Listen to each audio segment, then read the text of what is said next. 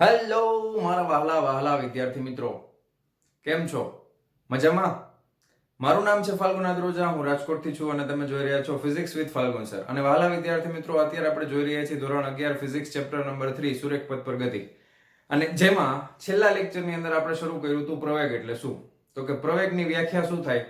તો કે વેગમાં થતા ફેરફારનો સમય દર હોય અને પ્રવેગ કહેવાય. વેગમાં થતો ફેરફાર ઉપર આવશે અંશમાં, છેદમાં શું આવશે? તો કે સમયગાળો, સમયમાં થતો ફેરફાર. હવે વેગનો ફેરફારના છેદમાં સમયનો ફેરફાર લખીએ તો આપણને કેવો પ્રવેગ મળતો હતો? તો કે આપણને સરેરાશ પ્રવેગ મળતો હતો a બાર, જેને a બાર ની સંજ્ઞા ઉપર લીટી a બાર વડે દર્શાવાય. હવે સરેરાશ પ્રવેગનું સૂત્ર આપણે શું લેવા હતા? તો કે વેગમાં થતો ફેરફાર એટલે ડેલ્ટા v ના છેદમાં સમયનો ફેરફાર એટલે ડેલ્ટા t. એટલે આને આમે લખાય v2 v1 ના છેદમાં t2 t1. આને આપણે કહેતા હતા સરેરાશ પ્રવેગ. પ્રવેગમાં બીજી ઘણી બધી વસ્તુ આપણે જોઈ હતી કે પ્રવેગ જે છે એ વેગમાં થતા ફેરફારનો સમય દર એટલે પ્રવેગ આવી ગયો. પણ આ પ્રવેગ જે છે એ કેવો છે? તો કે સરેરાશ પ્રવેગ છે. પછી તાત્ક્ષણિક પ્રવેગ જોતો હોય તો, સમયના કોઈ ચોક્કસ સમયે પ્રવેગ જોતો હોય એને આપણે કહીએ છીએ તાત્ક્ષણિક પ્રવેગ.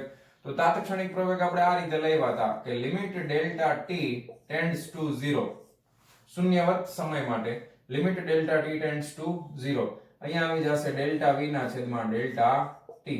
એટલે આને આ રીતે લખાય dv/dt.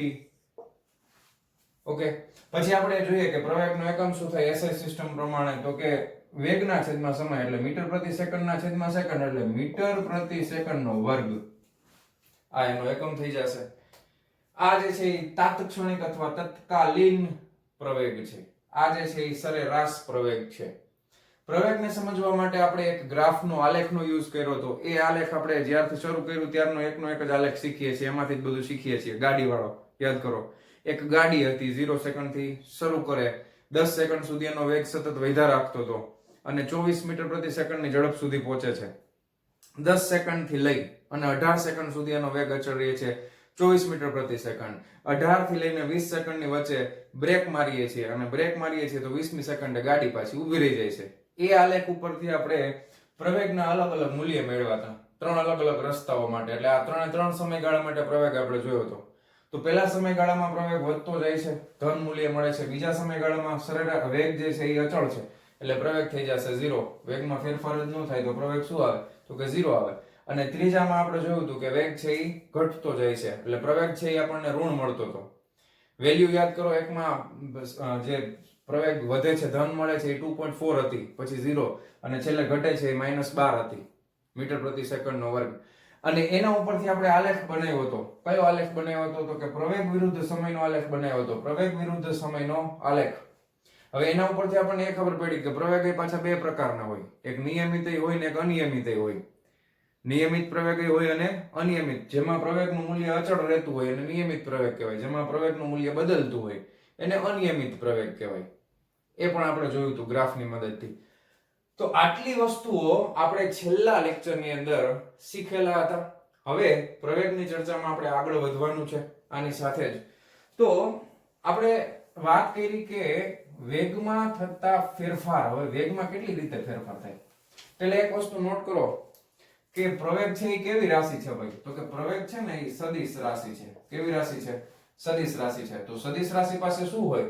તો કે સદિશ રાશિ પાસે દિશાય હોય અને મૂલ્યય હોય. મૂલ્ય એટલે કે માન એટલે મૂલ્ય, દિશા. તો સદિશ રાશિ પાસે દિશાય હોય અને મૂલ્ય પણ હોય. તો પ્રવેગ પાસે કઈ વસ્તુ છે ને? કારણ કે પ્રવેગ કેવી રાશિ છે? તો કે સદિશ.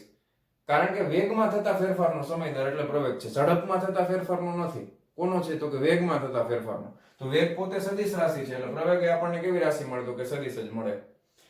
હવે ખાસ ધ્યાનથી જે હું 3 મુદ્દા કહેવાનો છું એ ખાસ અગત્યના, બહુ ધ્યાનથી સમજવાના. એક્ઝેક્ટલી પરફેક્ટલી તમે યાદ રાખજો. કોઈ પણ વસ્તુ પ્રવેગિત છે એવું ક્યારે કહેવાય? તો કે પેલું માત્ર આ જો કોઈ પદાર્થના વેગના માત્ર મૂલ્યમાં ફેરફાર થાય તો.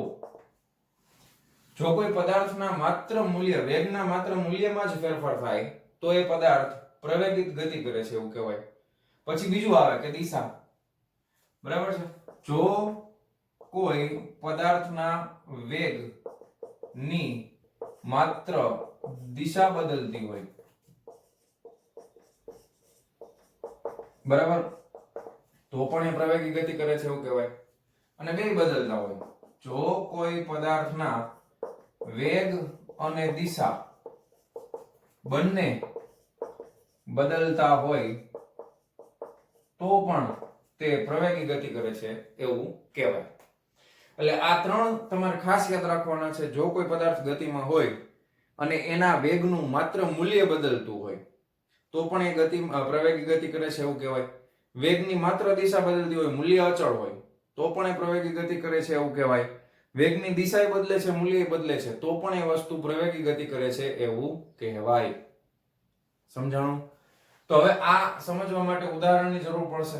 જો કોઈ પદાર્થના વેગના માત્ર મૂલ્યમાં ફેરફાર થતો હોય, અહીંયા એમ સમજવાનું દિશા અચળ. હવે બીજું, વેગની માત્ર દિશા બદલતી હોય તો અહીંયા સમજવાનું મૂલ્ય અચળ.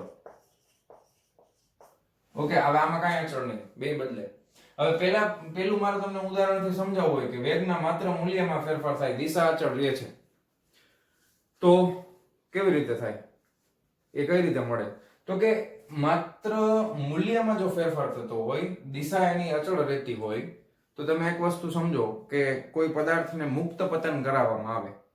આ માર્કર છે, આ માર્કરને હું મૂકી દઉં છું, પંખો બંધ છે, હવાનો કોઈ અવરોધ નડતો નથી, તો વસ્તુને મૂકી દઈએ ને, હવાનો અવરોધ કે કઈ ન હોય, હવા ગતિમાં ન હોય, શાંત હોય, તો એ પદાર્થ સીધો નીચે જ આવશે, સ્ટ્રેટ લાઈનમાં સીધો નીચે. શું કામ નીચે આવે છે તમને ખબર છે? પૃથ્વીમાં ગુરુત્વાકર્ષણ બળના લીધે એના ઉપર ગુરુત્વ પ્રવેગ લાગતો હોય, સ્મોલ g. શું લાગતું હોય? Small g. પ્રવેગનો ખ્યાલ કોણે વિકસાવેલો હતો? તો કે ગેલેલિયોએ વિકસાવ્યો હતો. ઓકે, એક વાક્ય આવે છે વળી કે સર તમે એ તો ભૂલી ગયા કહેવાનું. તો ગેલેલિયોએ પ્રવેગનો ખ્યાલ છે વિકસાવેલો અને ત્યારે બધા સંશોધન એને કરેલા. તો પેલું દિશા, આ પેલા પદાર્થનું બેસ્ટ એક્ઝામ્પલ શું છે? તો કે મુક્ત પતન. કારણ કે તમે આ માર્કરને હું નીચે મૂકી દઉં ને, તો સતત જેમ જેમ નીચે આવતી જશે એમ એનો વેગ વધતો જશે. કારણ કે એના ઉપર શું લાગે છે? તો કે ગુરુત્વ પ્રવેગ સ્મોલ g.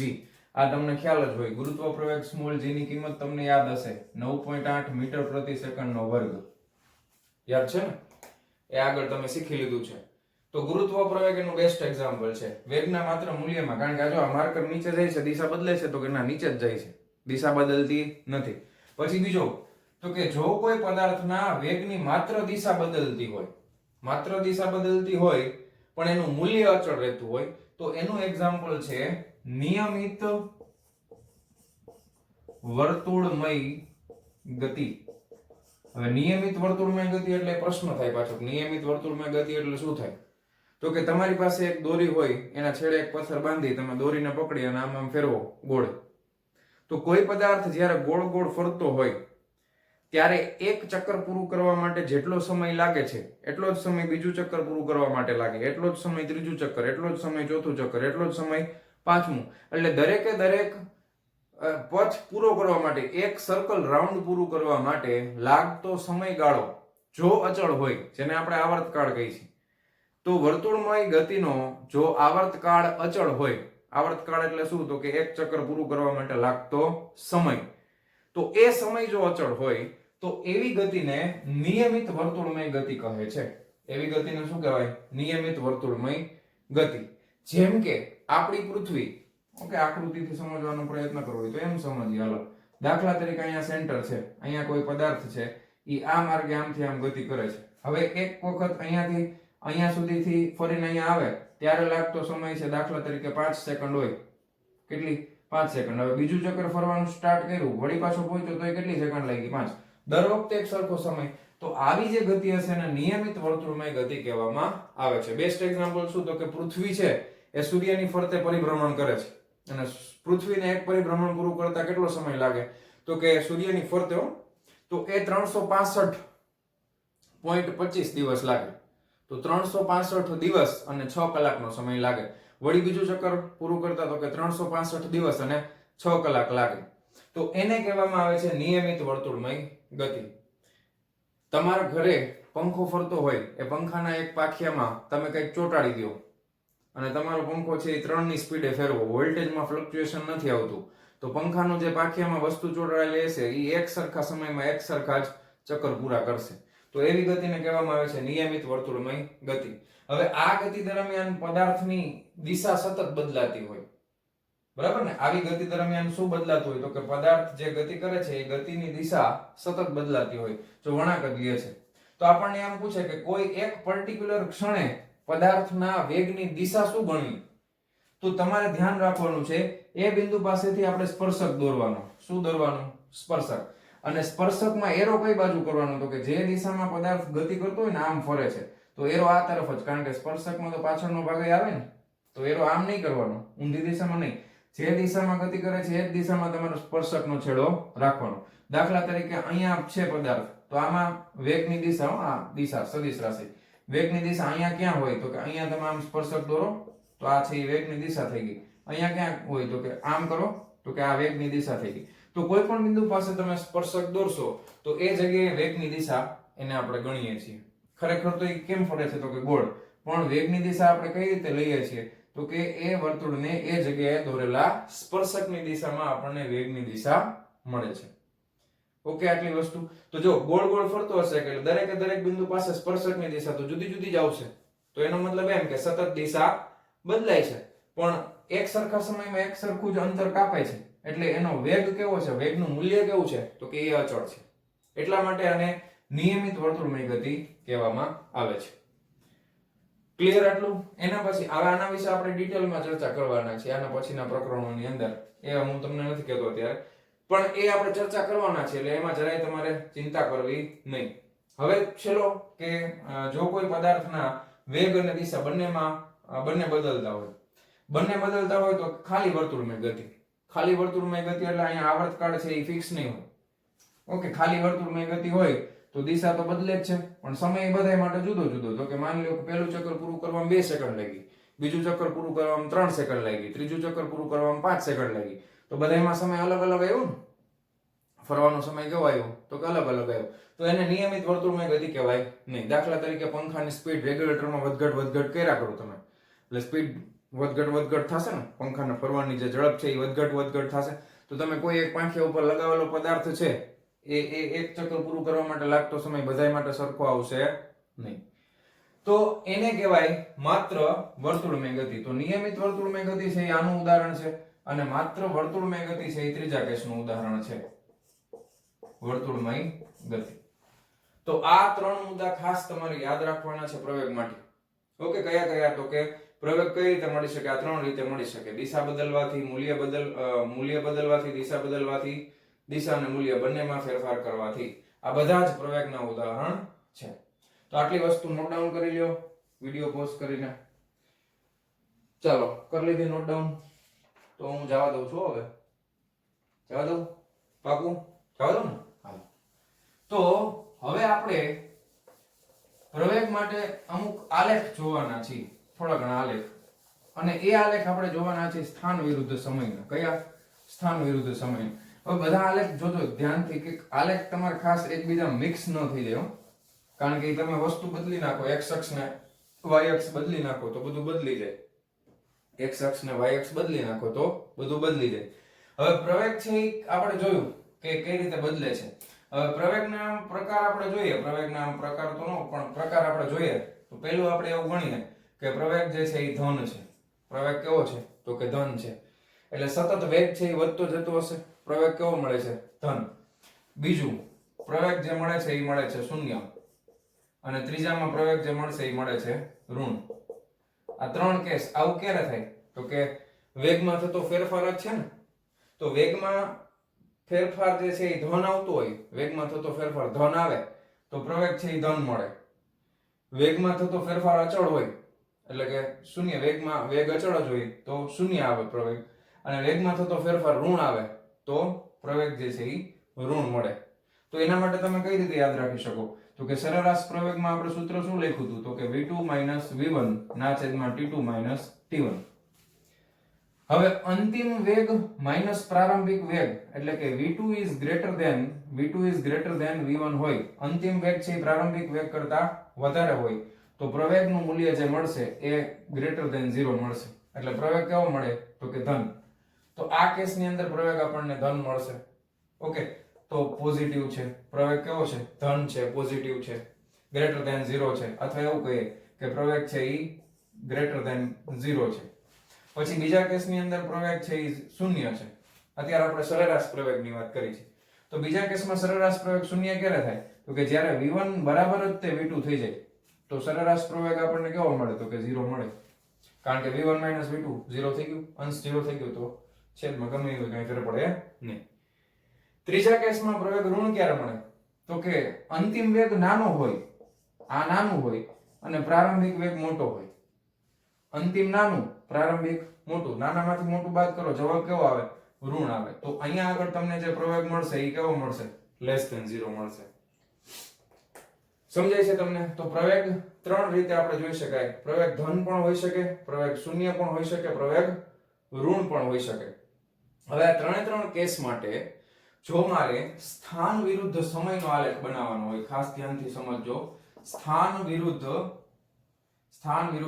સમયનો છે, વેગ વિરુદ્ધ સમયનો આલેખ નથી. ફરી કહું છું, સ્થાન વિરુદ્ધ સમયનો આલેખ છે. હવે પહેલા કેસ માટે આપણે સ્થાન વિરુદ્ધ સમયનો આલેખ બનાવીએ આ રીતે. તો અહીંયા આગળ સ્થાન છે તો એ મીટરમાં હોય અને સમય છે એ કેમાં હોય તો કે સેકન્ડમાં. તો કે ધન પ્રવેગ આપણને ક્યારે મળે, ગ્રાફ કેવો હોય તો આપણને ધન પ્રવેગ મળે. સ્થાનમાં થતો ફેરફાર, સ્થાનાંતર છે એ વધતું જવું જોઈએ ને, પોઝિટિવ જવાબ આવવો જોઈએ. તો સ્થાન આપણું પોઝિટિવ ક્યારે મળે તો કે એનો ઢાળ જે છે એ આ રીતનો આપણને મળતો હોય, આ રીતનો ઢાળ. તો આ જે છે એ ધન પ્રવેગ કહેવાશે. તો અહીંયા આગળ પ્રવેગ જે છે એ ગ્રેટર ધેન 0 હશે. કેવો હશે? 0 કરતા, શૂન્ય કરતા મોટો હશે પહેલા કેસની અંદર. એટલે તમે આને એ ધન એવું પણ લખી શકો, પ્રવેગ છે એ ધન મળે છે. કેવું મળે છે તો કે ધન. હવે બીજા કેસની અંદર પ્રવેગ શૂન્ય મળે છે તો કે આપણે આલેખ તો એનો જ દોરવાનો છે, સ્થાન મીટરમાં અને સમય સેકન્ડમાં. પ્રવેગ 0 ક્યારે થાય તો કે કોઈ પદાર્થ નિયમિત ગતિ કરતો હોય, એટલે કે એનો વેગ અચળ હોય. સમયની દરેક ક્ષણે એનો વેગ કેવો છે તો કે અચળ. ધારો કે તમારા સ્પીડોમીટરમાં તમે કોઈ વાહનમાં ગતિ કરો છો, સ્પીડોમીટરનો કાંટો છે એ 40 કિલોમીટર પ્રતિ કલાક ઉપર ચોટેલો છે, અથવા તમે એવું માનો કે એક્સેલરેટર ઉપર આપણે કંઈક વજનદાર પથ્થર મૂકી દીધો છે ને એટલી સ્પીડથી જાય છે, ત્યારે તમે પ્રવેગ માપો તો પ્રવેગ કેવો થાય 0. શું કામ? કારણ કે એનો વેગ શું છે તો કે અચળ રહે છે. એમાં સ્ટ્રેટ લાઈન આવશે. સ્થાનાંતર અને સ્થાન વિરુદ્ધ સમયનો આલેખ છે એ કેવો આવશે? સીધી રેખા મળશે. તો આ કેસની અંદર આપણો પ્રવેગ કેટલો થઈ જશે તો કે પ્રવેગ શૂન્ય થઈ જશે. સમજાય છે તમને? ક્લિયર? પછી ત્રીજા આલેખમાં શું છે તો કે ત્રીજા આલેખમાં આપણે કેવો છે પ્રવેગ તો કે ઋણ છે. ધન હોય તો આ રીતે કર્વ હશે નીચેની તરફ, અને ઋણ હશે તો આ દિશામાં આવો તમને મળશે. આમ કેવો મળશે? ઊંડા ખાડા જેવું તમને મળશે. આમ જોયું? આમ. ક્લિયર? તો અહીંયા આગળ આ કેસની અંદર સ્થાન મીટરમાં, સમય સેકન્ડમાં. તો આ કેસની અંદર આપણને મળતો પ્રવેગ છે એ કેવો મળે છે? ઋણ મળશે. ઓકે, પણ આલેખ કયા છે વાલા વિદ્યાર્થી મિત્રો? સ્થાન વિરુદ્ધ સમયના આલેખ છે, વેગ વિરુદ્ધ સમયના આલેખ નથી, અને પ્રવેગ વિરુદ્ધ સમયના પણ નથી. બરાબર? તો કોઈ એક પદાર્થની ગતિ માટે આપણને ત્રણ અલગ અલગ આલેખ મળે ને. એક તમને મળે સ્થાન વિરુદ્ધ સમયનો, બીજો તમને મળે વેગ વિરુદ્ધ સમયનો, અને ત્રીજો મળે પ્રવેગ વિરુદ્ધ સમયનો. એમાં આ અત્યારે જે આપણે જોયા એ ઢાળ દ્વારા આપણે સમજવાનો પ્રયત્ન કર્યો કે આ બધા જે છે આલેખ, પેલો આલેખ જે છે એ ધન પ્રવેગ માટેનો છે, બીજો છે એ શૂન્ય હશે, ત્રીજા આલેખમાં પ્રવેગ કેવો મળતો હોય તો કે ઋણ મળતો હોય. ઓકે, ઋણ પ્રવેગ આપણને ક્યારે મળે તો કે ઢાળ જે છે એ 0 માં નેગેટિવમાં જતો હોય ત્યારે આપણને ઋણ પ્રવેગ મળે. અહીંયા આગળ ઢાળ છે એ પોઝિટિવ થશે અને અહીંયા આગળ ઢાળ છે એ અચળ હશે. ઓકે, ચાલો જવા દઉં, જવા દઉં ને? પાકું ને? પ્રોબ્લેમ નથી ને કાંઈ? ચાલો, તો આટલી વસ્તુ આપણે નોટ ડાઉન કરી. હવે ધારો કે આપણે એક નક્કી કરીએ કે સાવ એકદમ સિમ્પલ સમીકરણ, પ્રવેગ માટે આપણે સમીકરણ જોતું હોય તો પ્રવેગનું આપણને સમીકરણ કઈ રીતે મળશે? ધારો કે આપણે એવું ધારીએ કે t બરાબર 0 સમયે કોઈ પણ પદાર્થનો t બરાબર 0 સમયનો વેગ હોય ને એને આપણે ભૌતિક વિજ્ઞાનની અંદર કાં તો v0 વડે અથવા તો અમુક રેફરન્સ બુકની અંદર સ્મોલ u વડે દર્શાવીએ છીએ, પણ આ પ્રકરણની અંદર આપણે એને v0 વડે દર્શાવવાના છીએ. આ v0 એટલે પ્રારંભિક વેગ કહેવાય, શૂન્ય સમયનો વેગ અથવા તો એને શું કહેવાય? પ્રારંભિક વેગ કહેવાય. કેવું? શૂન્ય સમયનો અથવા તો પ્રારંભિક વેગ કહેવાય. પછી સમયના કોઈ ક્ષણે એટલે કે t બરાબર t સમયે એનો વેગ છે એ v છે. કેટલો છે? t બરાબર t સમયે જે વેગ મળે છે એ કેટલો મળે છે? તો કે v મળે છે. હવે એને v જ કહેવાય. આમાં પણ એની સંજ્ઞા v જ છે. આને v0 લઈ શકો અથવા u લઈ શકો. તો એના માટે સરેરાશ પ્રવેગનું જો મૂલ્ય સરેરાશ પ્રવેગમાં જો સમીકરણ મૂકવામાં આવે તો સરેરાશ પ્રવેગ બરાબર શું થાય? તો કે વેગમાં થતો ફેરફાર, અંતિમ વેગ માઈનસ પ્રારંભિક વેગ, તો v માઈનસ v0 ના છેદમાં સમયમાં થતો ફેરફાર, તો કે અંતિમ સમય માઈનસ પ્રારંભિક એટલે 0. હવે ધ્યાનથી જોજો, a બરાબર v માઈનસ v0 ના છેદમાં t, તો આ t અહીંયા ગુણાકારમાં આવી જશે, તો v માઈનસ v0 બરાબર a into t થઈ ગયું. હવે v ને કરતા બનાવીએ તો શું આવે? v બરાબર v0 plus at. તો આ સમીકરણનો આપણે આ પ્રકરણમાં ઉપયોગ કરવાના છીએ. v બરાબર v0 plus at, v બરાબર v0 plus at. ક્લિયર છે? તો આ સમીકરણનો આપણે ભરપૂર ઉપયોગ કરવાના છીએ. ગતિના 3 સમીકરણો તમે ધોરણ 9મા ધોરણમાં પણ ઓલરેડી શીખી લીધા છે. ગતિના 3 સમીકરણો, બરાબર? એમાંનું આ પહેલું સમીકરણ છે ગતિનું, v u plus at. તમે u કહેતા ત્યારે, અથવા v0, તો v બરાબર v0 plus at. ચાલો, તો આ નોટ ડાઉન કરી લ્યો. અને હવે આપણે જોવાના છીએ અમુક ખાસ પ્રકારના ગ્રાફ્સ. ચાલો લખી લેજો. જવા દઉં છું. હા મિત્રો, આ પ્રકરણમાં આપણે જે પ્રવેગ જોવાના છીએ એ પ્રવેગ નિયમિત પ્રવેગ હશે. નિયમિત પ્રવેગનો મતલબ એમ થાય કે પ્રવેગનું મૂલ્ય સમયના કોઈ પણ ક્ષણે અચળ હોય એવા જ સમીકરણો, એવા જ આલેખ, એ જ બધી વસ્તુઓ, એના જ દાખલાઓ આપણે શીખવાના છીએ. એનો મતલબ એમ કે ધારો કે મોટા ભાગે તમને ખબર છે કે પ્રવેગનું મૂલ્ય કઈ વસ્તુ માટે ન બદલાય? તો કે મુક્ત પતન કરતી વસ્તુ હોય એના માટે પ્રવેગનું મૂલ્ય અચળ જ હોય, 9.8 મીટર પ્રતિ સેકન્ડનો વર્ગ. તો એવા જ કિસ્સાઓ આપણે હવે જોવાના છીએ. આપણે એવા કિસ્સા નથી જોવાના કે જેની અંદર પ્રવેગનું મૂલ્ય છે સમયની સાથે બદલાતું હોય, એને અનિયમિત પ્રવેગ કહેવાય. ઓકે, હવે એના માટે આપણે અમુક ખાસ કિસ્સાઓની ચર્ચા અત્યારે આપણે કરવાના છીએ કે જેના માટેના આલેખ આપણે બનાવવાના છીએ. અત્યારે આપણે 3 આલેખ જોયા એ સ્થાન વિરુદ્ધ સમયના જોયા હતા ને. હવે આપણે જે આલેખ જોવાના છીએ એ વેગ વિરુદ્ધ સમયના જોવાના છીએ. એમાં પહેલો ખાસ કિસ્સો આપણે જોઈ લઈએ કે પદાર્થ ગતિ કરતો હોય તો બે દિશામાં ગતિ કરી શકાય. ધારો કે આપણે જે ગાડીનું ઉદાહરણ લીધું હતું, તો કે સર ગાડીએ તો પીછો જ ન મૂકો, તો ગાડી તો દોરી નહીં ક્યારેય, કે હાલો દોરી નાખે, ચાલો ફટાફટ, હાઈ ગાડી ઊંધી દોરાઈ ગયેલા, ચાલો કાંઈ વાંધો નહીં, સીધી દોર નાખે, થઈ ગઈ, ચાલો આમ જવા દે, થઈ ગઈ ને ગાડી. હવે આપણે વાત શું કરવી છે? તો કે અહીંયાથી આ બાજુના જે અંતરો છે એને આપણે ધન ગણી છે, ગણીએ છે કે નહીં? અહીંયાથી આ બાજુના અંતરો છે એને આપણે ઋણ ગણી છે. ઓકે, તો આ ધન x દિશામાં એટલે અથવા તો ધન દિશામાં ગતિ કરે છે એમ કહેવાય, આ ઋણ દિશામાં ગતિ કરે છે એમ કહેવાય, કારણ કે આ બાજુના સ્થાનાંતર આપણે ઋણ લીધા છે, આ બાજુના સ્થાનાંતર આપણે ધન લીધા છે.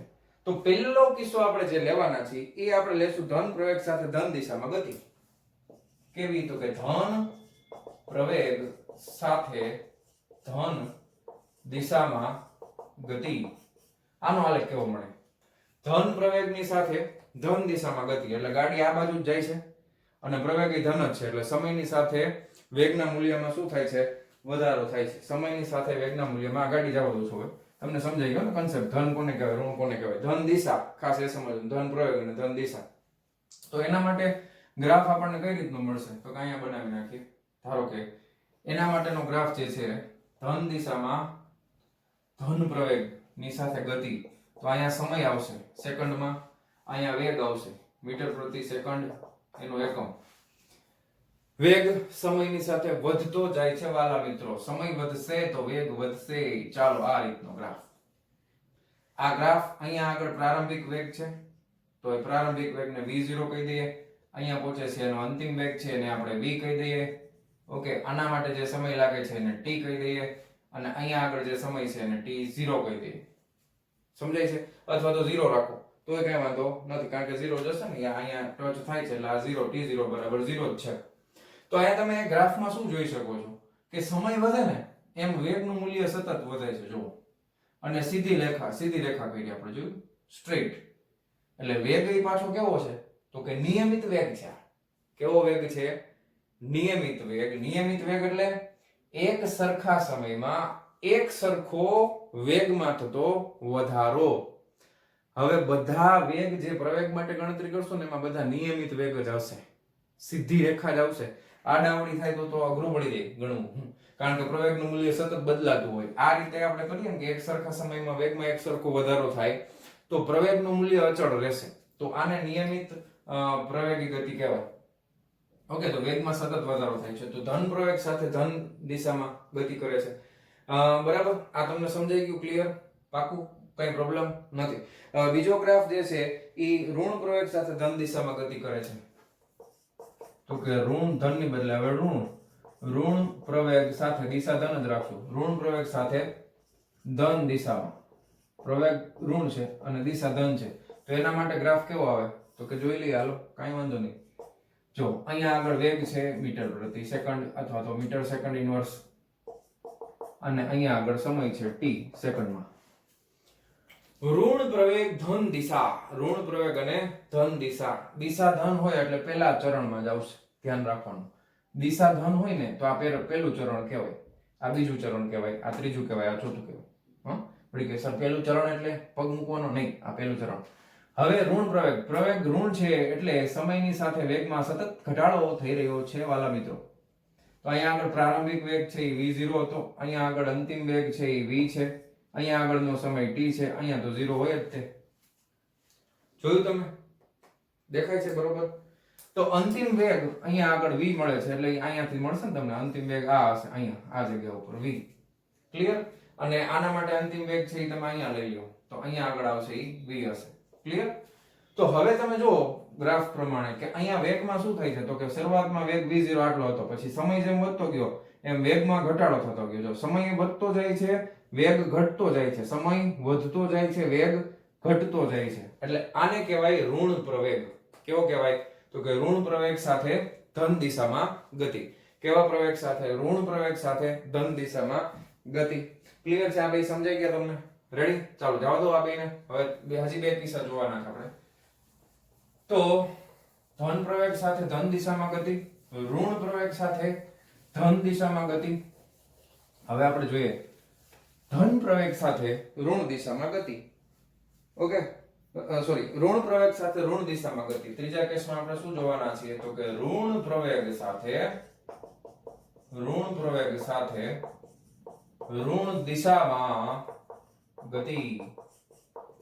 પ્રવેગ એ ઋણ, દિશા એ ઋણ, પ્રવેગ એ ઋણ, દિશા એ ઋણ. તો કેવી રીતે આવશે તો કે મેં તમને હમણાં કીધું ને દિશા ઋણ એટલે પહેલું ચરણ તો આવે જ નહીં. કયું ચરણ આવે તો કે ચોથું ચરણ આવે. પહેલું, બીજું, ત્રીજું, ચોથું ચરણ આવશે. ઋણ પ્રવેગ સાથે ઋણ દિશામાં ગતિ. પ્રવેગનું મૂલ્ય ઘટે છે એટલે વેગનું મૂલ્ય સતત ઘટતું જશે આ રીતે. તો અહીંયા પ્રારંભિક વેગ છે એ v0 છે, સીધી રેખા કરવાની થોડી ત્રાસી થઈ ગઈ. આમ રેડી? પાછી બનાવી. આમ ઓકે. તો અહીંયા વેગ છે v મીટર પ્રતિ સેકન્ડમાં. ઓકે, સમય છે t સેકન્ડમાં. હવે તમે અહીંયા જો આ ચરણમાં કયું ઋણ પ્રવેગ છે અને ઋણ દિશામાં ગતિ કરે છે. દિશા ઋણ હોય એટલે ચોથું ચરણ આવશે, દિશા ધન હોય તો પહેલું ચરણ આવે. ઋણ પ્રવેગ છે એટલે તમે એક વસ્તુ નોટિસ કરો કે આ 0 ની નીચે આ y અક્ષમાં નેગેટિવ આવે ને બધું, એટલે આ વેગના મૂલ્ય છે એ બધા ઋણ આવશે. વેગના મૂલ્ય છે એ બધા કેવા આવશે તો કે ઋણ જ આવે ને, એટલા માટે અહીંયા માઈનસ કરવું પડે. વેગના મૂલ્ય છે એ ઋણ આવશે. પછી t સમયના અંતે ધારો કે પદાર્થ છે એ અહીંયા પહોંચ્યો તો આ જગ્યાએ એનો વેગ છે એ ઋણમાં -v આવશે, કારણ કે વેગ છે એ સદિશ રાશિ છે અને દિશા બતાવવા માટે આપણે પ્લસ માઇનસ સંજ્ઞાનો ઉપયોગ કરીએ છીએ. અને આના માટેનો સમય છે એ t સમય છે એ અહીંયા આવશે. બરાબર? t સમય અહીંયા મળશે. આ રીતનો ગ્રાફ આપણને મળશે. ઋણ પ્રવેગ સાથે ઋણ દિશામાં. કયા ચરણમાં? ચોથા ચરણમાં આવશે. અહીંયા વેગ બધા કેવા આવશે? ઋણ આવશે. તો ઋણ પ્રવેગ સાથે ઋણ દિશામાં. હવે એક છેલ્લો કિસ્સો અગત્યનો છે, અલગ પ્રકારનો કિસ્સો છે. ચાલો એને જોઈએ. આ જવા દો. ક્લિયર? ચાલો હવે છેલ્લા કિસ્સાની અંદર કોઈ પદાર્થ t1 સમય સુધી જે ગતિ કરે છે, ઋણ પ્રવેગની સાથે ગતિ કરે છે t1 સમય સુધી, અને એના પછી ચોથા કિસ્સામાં t1 સમય સુધી પદાર્થ છે એ ઋણ દિશામાં ગતિ કરે છે, અને t1 સમય પછી એ દિશા જે છે એનો પ્રવેગ પાછો ઊંધી દિશામાં વધતો જાય છે. એટલે પહેલા તમને સમજાવવાનો પ્રયત્ન કરું. કયો કિસ્સો? તો કે ગાડી હતી ને, ગાડી ઈ તમે ગાડી તમને યાદ છે શરૂઆતમાં આપણે લીધું હતું 360 વાળું. તો એ ગાડી આમ ગતિ કરતા કરતા 40 ના અંતરે લીધા હતા. આમ કરતા કરતા ગતિ કરતા કરતા ક્યાં સુધી પહોંચી હતી? તો કે P બિંદુ સુધી ગઈ હતી. યાદ છે? 360 મીટર. પછી P બિંદુથી વળાંક લઈ રિવર્સ મારી અને Q બિંદુ પાસે આવી હતી. P બિંદુ પાસેથી વળાંક લઈ અને પછી ક્યાં આવી હતી? તો કે Q બિંદુ પાસે આવી હતી. તો હવે શું થયું કે શરૂઆતમાં એની દિશા ધન હતી અને પ્રવેગ છે ઘટતો હતો. બ્રેક મારી હોય તો જ પછી એમ કે ફૂલ સ્પીડમાં ટર્ન મારી થોડી આવે એમ. તો પ્રવેગ છે એ સતત ઘટતો હતો. પછી જ્યારે તમે વિચારો કે P બિંદુ પાસે પહોંચે છે ત્યારે એને બ્રેક મારી હશે અથવા તો ત્યાંથી એને ધીમેકથી ટર્ન લીધો હશે ને પાછો. એટલે પ્રવેગનું મૂલ્ય તો ઋણ જ છે, પણ દિશા ધનની બદલે કેવી આવી ગઈ? ઋણ. પેલા કેમાં હતી? તો કે ધનમાં હતી. પછી દિશા કેમાં આવી ગઈ? ઋણ. યાદ કરો કિસ્સો, ફટાફટ યાદ કરો. જો અહીંયા ઓરિજિન હતું, ગાડી શરૂઆતમાં આમ જતી હતી, આમ, તો ધન x દિશામાં જાય છે. આ દિશા જોવો ને આપણે, અહીંયાથી ટર્ન મારીને આમ આવી. તો પેલા ધન x દિશામાં જતી હતી, પછી અહીંયાથી ટર્ન મારીને ઋણ x તરફ જવા માંડી. જવા માંડી. ઋણ x એટલે આ બાજુ, એટલે આ બાજુ જવા માંડી, એટલે ઋણ x દિશામાં જવાનું શરૂ કરી દીધું એને. શરૂઆતમાં ધન x દિશામાં જતી હતી. તો આ કેસ માટેનો જે ગ્રાફ આવશે, બરાબર છે, એને મારે શબ્દોમાં લખવું હોય કે t સમય સુધી ગતિ કરે છે ધન દિશામાં, અને ધારો કે t સમય સુધી ધન દિશામાં ગતિ કરે છે, અને પછી તેટલા જ પ્રતિપ્રવેગ ની સાથે ઋણ દિશામાં ગતિ કરવાનું શરૂ કરે છે. પહેલા t સમય સુધી ધન દિશામાં ગતિ કરે છે અને પછી તેટલા જ પ્રતિપ્રવેગની સાથે ઋણ દિશામાં ગતિ કરવાનું શરૂ કરે છે. તો ધ્યાનથી સમજો કે હવે આ પહેલું ચરણ છે એ ધન દિશા માટે છે, ચોથું ચરણ છે એ ઋણ દિશા માટે છે. પ્રતિપ્રવેગી જ ગતિ કરે છે. તો શરૂઆતમાં એનો વેગ અહીંયા આપણે માની લઈએ કે v0 છે, એટલે v મીટર પ્રતિ સેકન્ડ એનો એકમ, આ દિશા. અહીંયા આગળ સમય છે t સેકન્ડમાં, ધ્યાન આપજો. હવે ગ્રાફ કેવો આવશે? તો કે પ્રતિપ્રવેગી ગતિ કરે છે એટલે વેગ સમયની સાથે ઘટતો જાય. અહીંયા કોઈ ચોક્કસ સમય છે, તો કે t1 સમય સુધી વેગ ઘટે છે, પણ કઈ દિશામાં? તો કે ધન x દિશા છે. આ ધન દિશા છે, આ ઋણ દિશા છે. કેવી? તો કે આ ધન દિશા, આ ઋણ દિશા. અને અહીંયા પણ વેગ તો ઘટે જ છે. કેમાં? આમાં પણ વેગ તો ઘટે જ છે, પણ હવે દિશા બદલાઈ ગઈ. જો અહીંયાથી ઉપરથી નીચે આવતા રહ્યા તો આ ઋણ x દિશા, અહીંયા એનો વેગ છે ફાઇનલી v. તો એ વેગ છે એ હવે કેવો થઈ જશે? તો કે -v થઈ જશે. અને અહીંયા પહોંચવા માટેનો જે સમય છે એ છે t2 સમય. સમજાણું તમને? પેલા ગાડી ધન x દિશામાં જતી હતી, ત્યાંથી ટર્ન માર્યો એટલે સીધી ઋણ x માં ઘૂસી ગઈ. ટર્ન મારો વાંકા વળીને ઊંધી દિશામાં, જેવું શરૂ કરો એટલે સીધું ઋણ આવી જશે. તો ત્યાંથી એ ઋણ x દિશામાં આવી ગઈ. પ્રતિપ્રવેગી જ ગતિ કરે છે. તો આ ચાર આલેખ તમને ટેક્સ્ટ બુક ની અંદર આપેલા છે. આ ચારે ચાર તમને સમજાઈ ગયા હશે. પાકું ને? ક્લિયર? સમજાઈ ગયું કેવી રીતે વેગમાં વધારો થાય છે કે વેગમાં ઘટાડો થાય છે? નીચે જાઓ એટલે ઘટે, ઉપર જાઓ તો વધે. સિમ્પલ વસ્તુ છે. આ ગ્રાફમાં નીચે જાઓ તો વેગ ઘટતો હોય, ઉપર જાઓ તો વેગ વધતો હોય. ઉપર જાઓ તો વેગના મૂલ્યમાં ફેરફાર ધન થાય એટલે પ્રવેગી ગતિ હોય. નીચે જાઓ તો વેગમાં ફેરફાર છે ઋણ આવે તો પ્રતિપ્રવેગી ગતિ હોય. પહેલું ચરણ આવે તો ધન x દિશા ગણવાની, ચોથું ચરણ આવે તો ઋણ x દિશા ગણવાની. પહેલામાં બધું ધન આવશે, ચોથામાં વેગના મૂલ્ય છે એ બધા ઋણ આવશે. સમય કોઈ દિવસ ઋણ ન હોય, પછી કે સર ટાઈમે ઋણ આવે, ટાઈમ થોડું ઋણ આવે, ઘડિયાળમાં થોડું પાછળ જવાય છે. ચાલો આટલું ક્લિયર? રેડી? પાકું ને? હવે એક અગત્યની વસ્તુ છેલ્લે આપણે જોવાના છીએ, એ શું છે ચાલો સમજી લઈએ કે વાલા વિદ્યાર્થી મિત્રો, આ બધા આલેખથી ફાયદો શું? આપણે આટલા બધા આલેખ દોરીએ તો ફાયદો શું? તો એ ફાયદો આલેખથી આપણને શું સમજવા મળે છે? તો યાદ કરો કે વિકલન જ્યારે આપણે શીખાતા ત્યારે વિકલનમાં ઢાળનો મતલબ શું હતો? તો કે y અક્ષમાં થતો ફેરફાર ના છેદમાં x અક્ષમાં થતો ફેરફાર, એને આપણે ઢાળ કહેતા હતા. શું કહેતા હતા? ઢાળ, એટલે કે tan થીટા. યાદ આવ્યું?